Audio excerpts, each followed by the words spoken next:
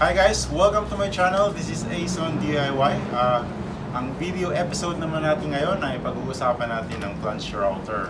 Okay, so ang gagamitin nating Plunge Router ngayon is Black & Decker kasi ito lang meron ako ngayon. Okay?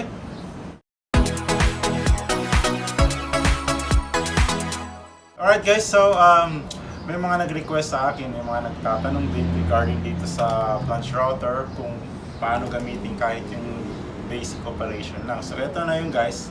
So ang Plunge Router guys is an extremely versatile power tool dahil marami siyang kayang gawin. So sa video na ito ibabahagi ko sa inyo yung basic operations kung paano siya gamitin. Uumpisahan natin guys sa basic features and function. Kailangan natin malaman yung function ng bawat features ng Plunge Router para magamit natin ang wasto ang Plunge Router. Okay? Yun na halos lahat ng Plunge Router ay pare-parehas lang yung kanilang features. Nagkakaiba lang sila sa design at shape, pero lahat ng features nila halos parehas lang. Ito, meron siyang variable speed control.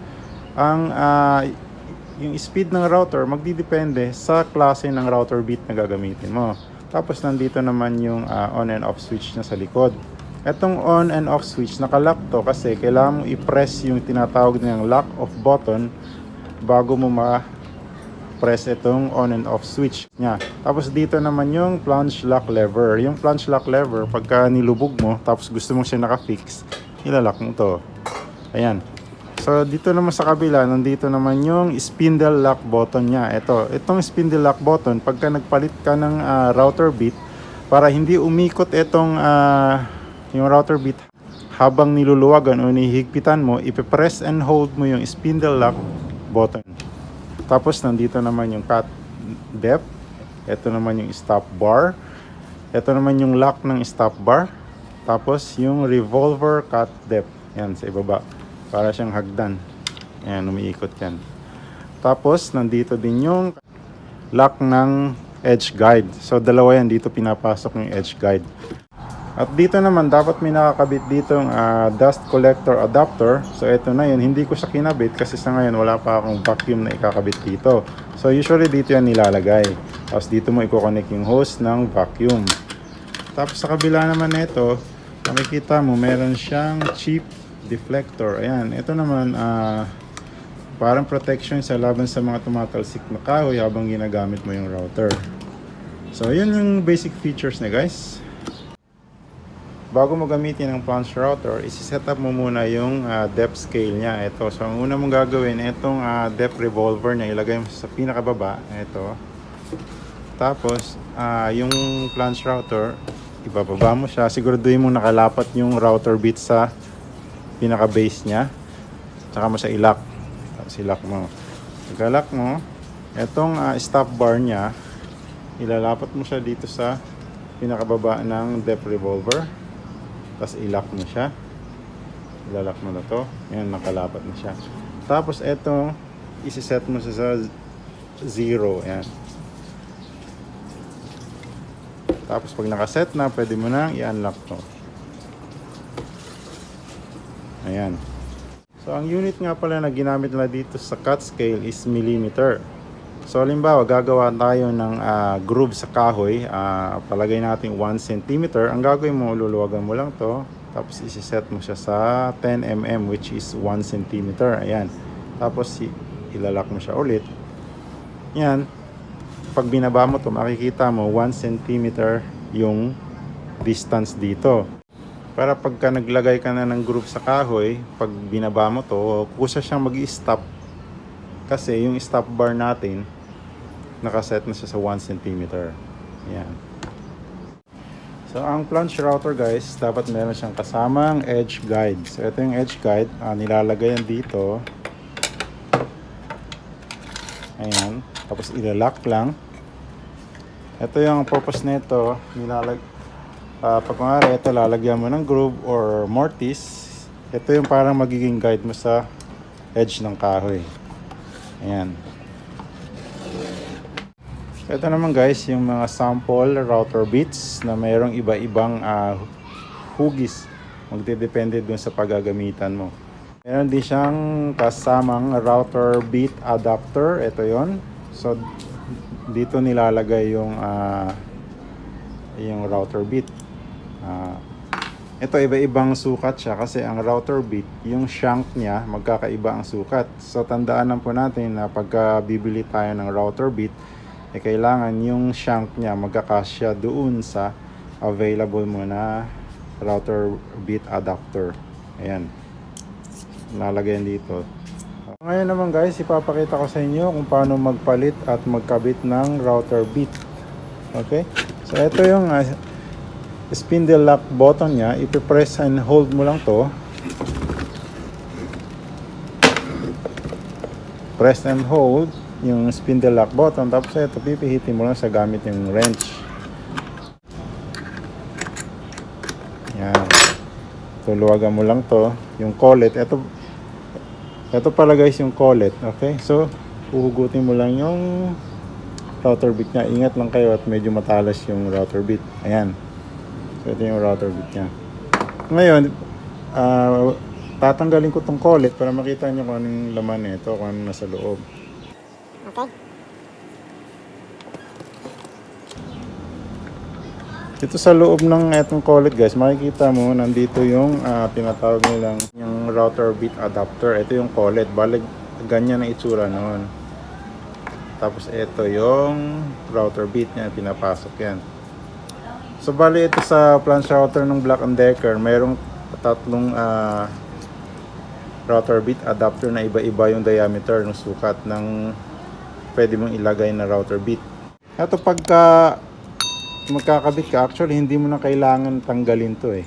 Ito kaya ko lang tinanggal para makita nyo kung anong laman ng sa loob niya. So ito dapat nasa loob lang siya, nakaganyan lang siya pagka hinugot mo yung router bit. Ganyan. Yung router bit, ito yung shank, tinatawag na dito yung shank. Okay? So ipapasok mo yung shank ng buo, tapos hihilain mo yung router bit ulit. Maglalabas ka lang ng kahit 1/4 ng haba ng shank niya. Yan. So pwede na yan, saka mo sa hihigpitan. Okay? Yan. Tapos press and hold ulit yung spindle lock button sa likod para mahigpitan mo siya.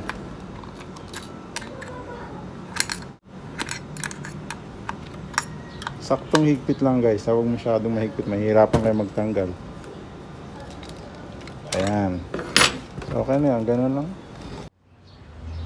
So ngayon naman guys, magbibigay ako ng kaunting demonstration kung paano ko ginagamit itong Plunge Router. So kakailanganin natin, syempre kailangan natin ng clamp kasi maglalagay tayo dito ng parang stopper sa lamesa. Alright, so ito ikaklamp ko lang sa dulo-dulo. Yan, para hindi siya gagalaw habang ginagamit mo yung router. Okay? Yan. So nakasetup na siya guys, so ito, hindi na siya gagalaw. So syempre guys, bago ka mag-umpisa, kailangan mo ng mask. Tapos, kailangan mo rin ng goggles. Safety first. So ngayon naman, magsasample ako maglagay ng mortise dito sa kahoy. So ang lalim ng mortise na gagamitin ko is 2 cm. Ito, nilagyan ko na stopper dito para pagka tinulak mo yung Plunge Router, hindi siya gagalaw. So ang gagawin mo, magbubutas muna tayo dulo-dulo. Tsaka natin dadaanan ng router ng buo.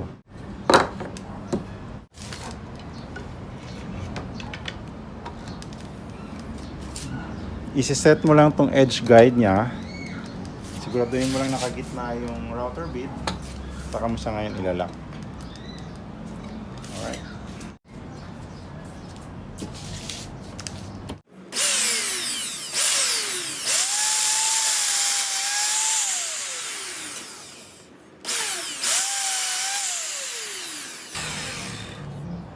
Ngayon nalagyan ko na nagbutas dulo-dulo. Tsaka ako ngayon bubutasan yung iba.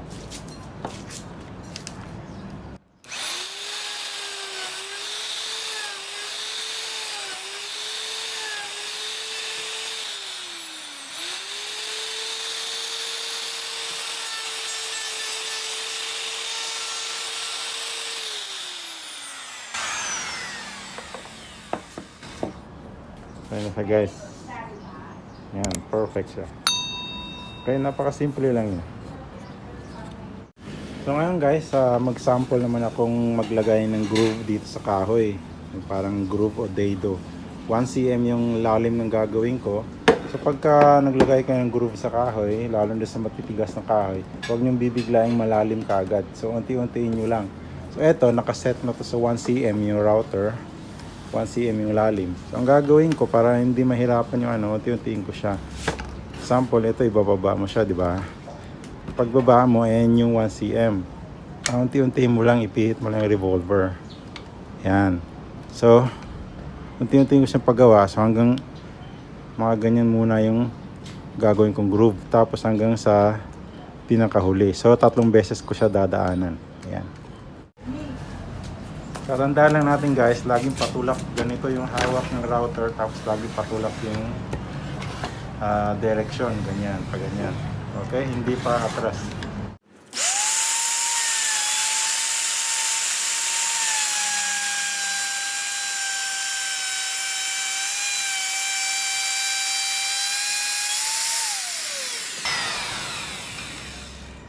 Ito na yung unang daan. Ay, pangalawa na. So, pag pangalawa na, ipihit lang natin ulit.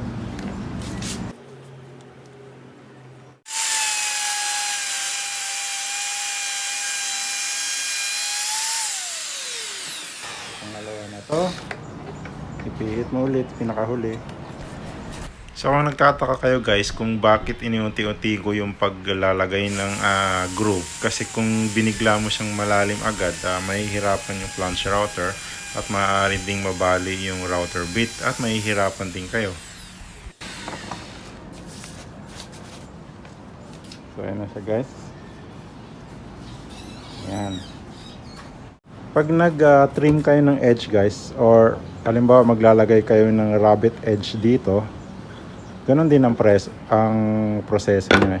Yan, lalagay mo lang dito. Tapos i-adjust mo lang yung edge guide niya. Ito. Huwag saan mo gusto ka kalapad yung gagawin mo rabbit edge. Alright?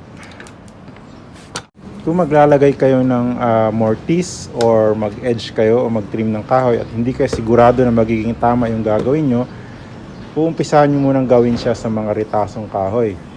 Para kung sakaling magkamali man kayo, hindi masisira yung pinaka-project mo, yung pinaka-workpiece wood mo. Kung okay na siya doon sa sample mo, saka mo siya gawin doon sa workpiece wood mo. Yung pinakita ko sa inyo guys na pamamaraan kung paano siya gamitin ay iilan lang yun sa kaya niyang gawin.